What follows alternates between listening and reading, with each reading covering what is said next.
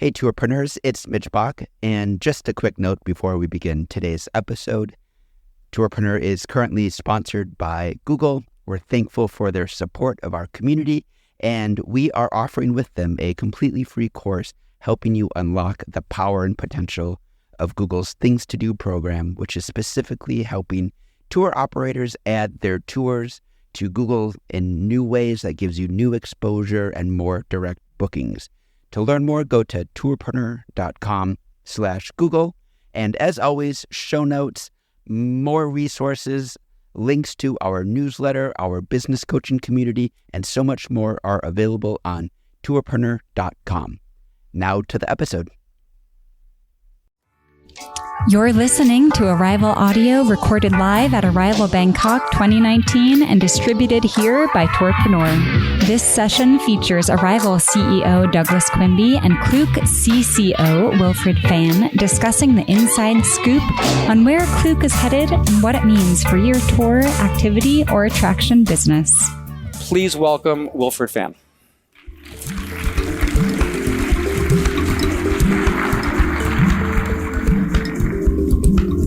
Welcome. Thank you. Thank you, Douglas. So, you spent so many years at Agoda. Yeah. Incredibly successful brand acquired by Booking.com, now Booking Holdings, one of the largest travel companies in the world. Why on earth would you leave such a fantastic position at one of the most incredible travel companies and to join a tourism activities startup? Still a very good company at Agoda, right? It's a fantastic company with a global scale. They do hotels, right? They do hotels, and I've been in that game for a very long time. And there was a lot of excitement in the early days when we started Agoda. When we go out to talk to hotel partner suppliers, when we go to talk to customers promoting our service, is really, really exciting. And then the excitement sort of slowed down. There's a lot of scaling of the business, but the industry is very mature. But when I got in touch with the founders at Klook, Eric and Ethan in particular, how they describe the business and the marketplace is just like how I remember it in the early days of Agoda. That excitement, that thrill of building a business and not knowing what is going to happen tomorrow is really exciting. What are some of the similarities, the challenges that you see in this sector now that you saw then? The fragmentation of the marketplace. There isn't quite a standard in the market in terms of connectivity, in terms of supplier operation, transactions, payment, all that is just at the beginning when everyone is trying to figure out what to do. And whenever you find something that is working, you get really excited. But compared to the airline and hotel industry, that is a given, that there is a standard, a protocol in the industry. So that's one very important similarity. The other one is the customers are just finding about this. They're just realizing, hey, I can go online, I can use my mobile phone to book something, whether it's before the trip or when they're in a destination and trying to figure out what to do in the next hour. So what we saw, and I presented earlier that this industry is so fragmented. Like you have so many different types of businesses. So a hotel is a hotel is a hotel. I mean, you have different types, but it's it's a room with a TV and all of that, right? But here we've got you got museums, you have walking tours, you have zip lines, different types of products, different packages, just different ways of describing the product. Do you think that there's a possibility of a standard? Are standards in the future for this industry? I don't believe that we want to apply a standard. The excitement of the industry is the variety. So what I'm trying to do at Klook is to build the capability in the company and the agility of the company to make sure that it can adapt to every other type of services available. That's hard. So there are some commonalities we can build, as in the technology platform, as in some of the internal process protocol. But above that is all the things that we need to deal with with all different type of services. You had a classification of 5 or 6 different areas. Internally at Klook, we have 15 different things. Even like within transportation, we have all types of transportation. But you're going to be Public, changing private. those now to the 5, is that right? No. We're going to even diverse further. It's hard. Now, the one thing I feel that Klook is doing a little better is how disciplined the whole company and everyone in the company is in thinking about what to do. They are very good at thinking about what is a core thing that we should be doing and doing it faster and better, and what are distractions that is a little bit beyond what we should be thinking right now. It's exciting to be able to perhaps provide a very customized tool experience for a customer. That's really exciting, and that's probably what the customer wanted most. But in order to make it scalable throughout the world, it's really hard. Well, yeah, so that's an interesting point. So let me ask you about that, because there are some online travel agencies that are trying to create branded experiences. Get Your Guide has made a big push with its originals product, KK Day, who's speaking tomorrow, and they're going to talk about that initiative, specifically. Yeah. They're pushing in that. They believe that because of the lack of product standards within the industry, say around kind of tours or activities, that there's an opportunity to create that kind of certainty with the customer. So why is that not of interest to Klook? We don't believe that we know what the customer is looking for in the experience they want to get. But we have a platform. We have the reach to the customers globally. We also have the technology to support us. And that gives us opportunity to work with partners, with operators of the tours, and tell them how they can place their product, how to present the content, and whether it's working or not. The iteration of that, the changes, the improvement they can build on top of that is up to the operator. The harder they work with us to optimize it, the better. And we will get feedback from customer. Most importantly, are they going to open the wallet to buy something? And then we look at all the details on the data, traffic, conversions, take rates, and how long people stay on the page looking at the service, and then post customer services and review. All that come together that we can share back with the operators, say, is it working or is it not working? And if it's not working today, make a small change tomorrow. Fine-tune it every day until we find a sweet spot. So we are not the team or the brand to actually tell customer what they need. We facilitate. So I think that's something very relevant, especially to operators. They're always looking for, okay, how can I be, more effective? How can I get a higher rating on one OTA or another OTA? Are there certain things that you've seen that you can kind of share, or kind of advice for operators in terms of how can I be at the top, or how can I make sure I'm getting those best ratings on a platform like Klook as opposed to, another platform? The two scenarios here. One is that there is a specific type of, say, monument someone like to go and visit, and there are a lot of different providers for the same type of service. And the other one is there is an area that there is 100 different services available. That is all kind of different and unique. So in the first scenario, we do a little bit of curation ourselves to understand which partner is doing the best in providing the right service at a good price and also making the customer happy. And we don't list 20, 30 different service providers for the same thing. That's just not very useful for a lot of customers. When they go to a destination, they want to know what to do. You give them maybe 2 or 3 choices, and that's about it. And choose among them. And then we're happy to trial with new partners to put them on and see how the customer feedback is. But ultimately, we don't want to make it easy for the customer. The other one is in a certain area where we have a lot of different services available, how to present which one goes up. And that comes down to data. That comes to data science, come down to machine learning, and we optimize things as we go. So it's all up to what the customer is looking for. And if there is a really interesting service that we felt the experience is so cool, but no one clicks on it, no one wants it, no one really book it, it still wouldn't get on the top of the list. So Klook last year, I think, stunned the industry with a pretty significant fundraising round, about $250 million or so. Mm-hmm. And then an additional kind of similarly sized round, I think, earlier this year. Yeah. What are you doing with all that money? Yeah. The reason for the investors to provide us with that funding is their excitement in seeing the growth of this business. When they think about the global leader in the in-destination industry, they think of a couple of names and that's about it. And most of those names are not big in Asia. And also the opportunity to be connecting all the different services into one platform is quite a unique opportunity here. We're not the first one to do it, right? We have, Viator, who has been doing it for a long time. And then there's a Japanese company also who have been doing it for a very long time.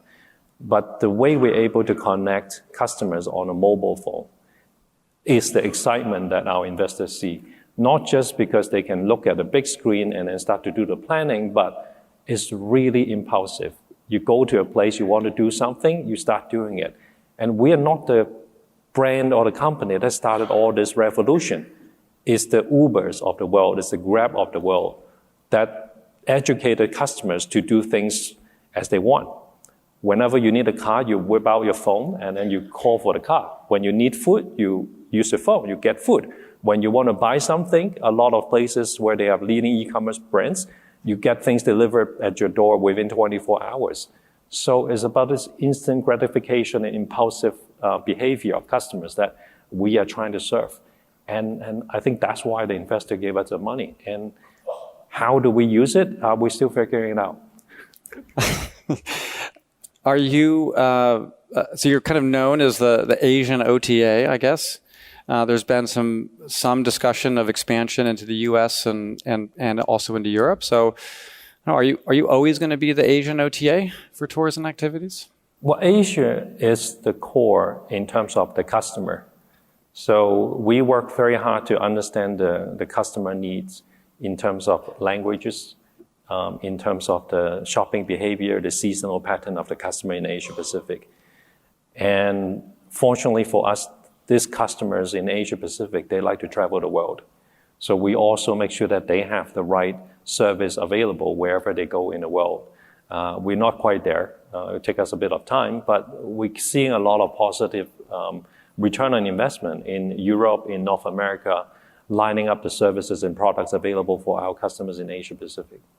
Any plans to expand beyond tours and activities? There's some interesting examples like My Real Trip, for example, started at tours and activities, but they're actually pushing into other areas of travel like flights and hotels. Any plans there? Well, coming from my experience at Agoda, I always believe in companies starting to expand the categories of services. Well, in here, I would say the in-destination is one category, and then there's the air and the hotel and so on. They start to diversify and expand, mainly because what they're doing right now is not doing fantastic. So if for the years I was with Agoda running the business, there was quite a few times that we thought of doing, say, air ticket, car rental, and other things at a bigger scale. But at the end, when we go back to look at the numbers on hotel growth, it was fantastic. So do better and do more of what you do. So I think it's the same story at Klook, that the in-destination growth is still really, really encouraging for us. So one issue that I want to address is pricing and discounting within our industry. And so we had a question. Could we put that slide up? This is a question from one of our attendees, Yale Farjan. I hope I'm pronouncing your name correctly, from China, ClickGo. So she asked, how do you address the price as a benchmark issue when it comes to tours and activities? So many local suppliers struggle to keep up with low prices because they feel this pressure from online sales. Everything is measured by prices, and this is natural too when you have an OTA in a marketplace and price becomes that first point of comparison. And speaking to many operators here, there is a view I've heard that Klook is perceived as a very price-sensitive marketplace, and a lot of concerns about discounting or quite deep discounting. So what's your response to operators that might have a higher yield product or are really concerned about pricing control? It's a matter of demand, supply, and the behavior of the internet shopping, when I think most of the other parts of the travel industry has gone a lot more dynamic today. It's based on what the customer wants to pay, willing to pay for a certain product. And take hotel again, for example, if someone would pay the same room at X amount, and then the next person comes along and they really want the same room, they're willing to pay 2X. So it's very dynamic. The in-destination industry, however, is coming from a relatively static pricing structure, where things used to be printed and now it's digital, but still the price point is come from the operator's understanding of what's the cost, what's the kind of the market price they have accustomed to over the years, and that's the selling price they want to set. Is it really what the customer is willing to pay for? That hasn't been very transparent, and the internet sort of accelerate that decision making of demand and supply. And I believe sooner or later the whole industry will be very dynamic in pricing management, in distribution channel, and that we're going to see a lot of changes. But at this point, there is a majority of the industry is still providing a relatively static price. The customer hasn't got many different channels to pick and choose what they want to buy. And we are the first one to go out in this part of the world to tell customer, this is a service, this is a price, are you happy with it? And if they're not happy with it, we give them incentive. We provide some promo codes, some coupons. We have some offline events to draw people to come to use this kind of services. And we start to see where would be the sweet spot for any particular origin customers to a certain destinations, and then this product they're willing to pay for at a certain price point. And our understanding will be shared with our partners who work with us. But and by the way, if anyone has a question for Wilfred, please raise your hand. And actually, we have somebody here. If we could bring a mic here, but just a quick follow-up on that while we're waiting for the mic on that question. So if I'm an operator and I have an arrangement with you and I've given you a bunch of tickets, and it turns out that your selling price ends up being below the price that I'm offering, I don't feel like I have control over, and I want to have control over my products on your platform. If I come to you, like what do I do? Can I introduce or can I ask for a minimum selling price from a partner like Klook? Of course, the operators will be able to decide, how much they want to present. And it is our job to tell the operators what is working and what is not working, because we do have a lot of traffic, a lot of data to share. And if the ultimate motivation for the operators is to increase the number of business customers coming through, then work with us. Hi, my name is Lauren Shannon. I'm with Arigato Japan Food Tours in Tokyo and the rest of Japan. My question is still based on pricing. Have you done any A/B testing on sort of like plus alpha offers as opposed to deep discount offers? Because my original background was in the restaurant business, and people used to believe, like yourself, that the discount, related pricing was driving guests, but we actually found out in the data over time that adding an extra dessert or an extra drink actually was a bigger motivation. So has Klook thought about adding the extra secret sauce from Klook, where you get something in addition to drive demand, instead of asking operators to discount your pricing? Very good question. Yes, we have been trying. Mainly we have been trying with the larger brands, the attractions of the world, where we continue to add services, what we call internally as combos. For a lot of theme parks, we have the admission plus fast pass plus meal coupons and other things, and see how that works out. And if certain line of the services, certain combinations are not working out, we work with the operators to try to test something else. So it's working, but we don't really have a very global coverage of that service right now, pretty much going top down in the highest volume product, and then work our way through all the operators that we work with. So yes, certainly we would love to help to upsell a customer on additional things they may not be thinking about, because we on average capture a transaction with a customers 2 weeks before they arrive at destinations, and we have another 14 days time to upsell, where there's a service coming from the same operator, ideally, but also complementary services. where they might have booked an experience, a tour, a walking tour, a local tour, and they may not have figured out how to go there to start a tour. Then we have train tickets available for Japan in particular that is selling quite well, but they may not connect the dot before they actually arrive at destinations, and that's where we come in to help them. We have one more question here. Hello, my name's Monique. I'm from Walk Melbourne Tours. We do food tours in Melbourne. And my question is about dynamic pricing. So still about pricing and not so much about value add, but about technology-driven, time-sensitive or volume-sensitive kind of pricing where the technology can drive it based on a number of parameters that the OTA and the supply can work on together. It happens in hotels, so I'm just wondering when it might come across to tours and activities. Well, in the hotel world, it's taken a long time for that to evolve. And the first reaction was resistance because a lot of the hotel operators, they feel like they're cutting the price. But after almost a decade of going back and forth in the dynamic pricing, the paradigm shift, everyone has adapted and everyone is benefiting from it. And that's taken more or less a decade, the way I observe it. The in-destination industry is going to move a lot faster, helped by the technology, helped by the mobility of the customers in general, helped by the globalization of everyone moving around and the low-cost carrier. It's just a different generation of growth that we're seeing.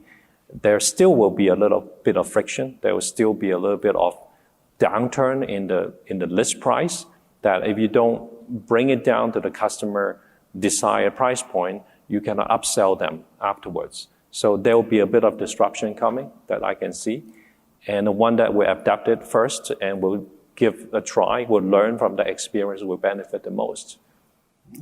One question that also came in from another attendee had to do with connectivity. So this is something that's really made a lot of progress in the US and Europe. You have a lot of these reservation systems building connections to the big distribution platforms like Expedia and TripAdvisor and Get Your Guide and so on. But Klook seems to be a bit behind. What are your plans in terms of connecting to some of those reservation systems? Well, we do have a growing team that works on connectivity. A very focused team that are able to connect to all types of APIs around the world. But we look at it from a supply perspective is the Western Hemisphere is more mature in that sense, and we do invest a lot of resources to get ourselves connected there. In Asia Pacific, however, is a newer industry. The technology service provider, they are newer to the market. Most of the service provider and operators are not quite connected. They may not even have an in-house, back-of-house operating system running the business. A lot of the small operators, they still rely on a physical book and pen and paper to record their transactions and file the tax. So when that starts to pick up, when the technology becomes more available to the operators in this part of the world, we are ready. I think it's encouraging to see that development, but we actually can't do much if the operator doesn't adapt the technology. So we actually have to take a step backwards to have a team doing a lot of manual processing. So I think part of the reason why we're doing well is because we are willing to invest in the manual processing of payment transactions, calling up the suppliers and operators, say, hey, do you still have more space for our customers coming tomorrow? We do that. And unfortunately, that's how the business works in a big part of Asia right now. $500 million in the bank. AirAsia making a big push into this market. Lots of your competitors are here. Who do you worry about the most? Who do I worry about the most? I think I'm worried about the other big travel brand who is not in this business yet, or the big travel brand that is coming in, because they have the resources. They have more than $500 million. Could it be someone that a brand that you used to work for? It could be. It could be. But my job is to make sure that Klook is growing at a pace and a scale that is very attractive for those players to become partners instead of competitors. So I want to close the interview. There's a game that I sometimes like to play, and I think you're willing. So this is a game. It's called Either Or. Okay. So I'll give you a couple of options, and you can choose one. So, for example, if I say, vanilla or chocolate, you would say Chocolate. Okay. See, it's easy and inconsequential. Yes. Okay. Tea or coffee? Tea. Wine or beer? Wine. Ramen or pad thai? Ramen. Hotels or tours? Tours. Good answer. Bus tour or walking tour? Walking tour. Museum or amusement park? Museums. Tour with a professional guide or an experience with a local? Tour with a guide. iPhone or Android? Android. WeChat or WhatsApp? WhatsApp. Amazon or Alibaba? Alibaba. Didi or Grab? Grab. India or Indonesia? Indonesia. China or America?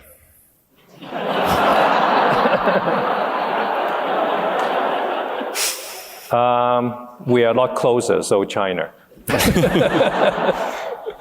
Ctrip or Booking.com? That's a tough one.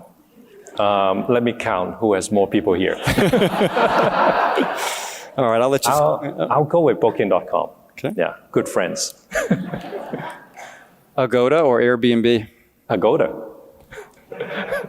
AirAsia or Traveloka? I think Traveloka. Yes. Get Your Guide or TripAdvisor?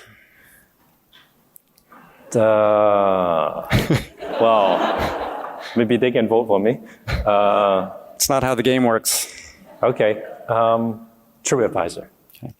Last one. Discounting or deep discounting? Discounting first. Ladies and gentlemen, Wilfred Fan.